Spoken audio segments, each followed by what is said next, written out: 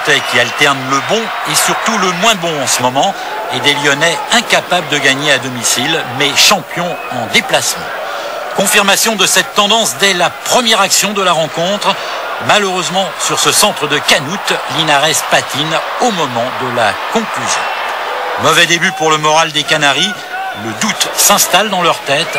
Résultat, grosse pression des Blancs. Et à la 7e minute, Michael Landreau est une nouvelle fois sollicité. Bonne sortie devant Cédric Bardon.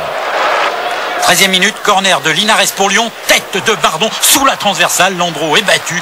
1-0 pour les Lyonnais. Deuxième but de Cédric Bardon depuis le début du championnat. Au ralenti, la défense nantaise ne donne pas l'impression d'être irréprochable. Et comme en plus l'attaque ne brille pas par son efficacité, gros danger pour Nantes qui a tout de même le mérite de se battre. Reprise de Gourvenec au-dessus. À la mi-temps, le score est de 1-0 pour Lyon. Reynald Nouex demande à ses joueurs de prendre des risques, ce qu'ils font. Petite passe en retrait d'Ngaï pour Leroux, superbe frappe, égalisation nantaise.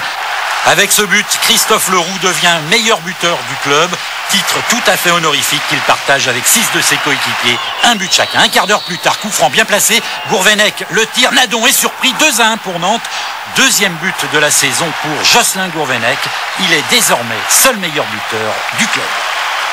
74e minute, réponse de Lyon à Nantes, également sur coup franc.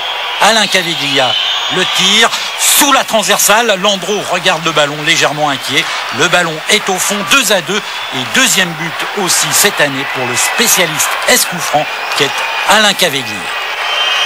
Pendant un bon moment, le match se résume à un festival de coups francs. Jocelyn Gourvenec pour la tête de Guyot, mais c'est raté. 82e minute, toujours dans la même série, toujours avec Caviglia, nouveau coup franc, mais cette fois Landreau réussit une superbe claquette. La fin de la rencontre est particulièrement dynamique. Nantes veut remporter une deuxième victoire à domicile. Jean-Michel Ferry met tout son cœur, mais il échoue sur Nadon. Les Lyonnais sont persuadés qu'ils vont accrocher leur premier résultat nul de ce championnat. Erreur pendant les arrêts de jeu. Dernière attaque de Nantes. Centre de Darocha pour Gourvenec. Contrôle, tir, 3-2 pour Nantes et doublé pour Jocelyn Gourvenec. Cela fait 2 mois que les joueurs de Reynald Nouex attendaient cet instant rare d'une victoire à domicile. C'est peut-être l'annonce d'une prochaine embellie. Les Nantais ont toujours la plus mauvaise attaque, mais en marquant 3 buts en 45 minutes, ils vont définitivement oublier leur complexe.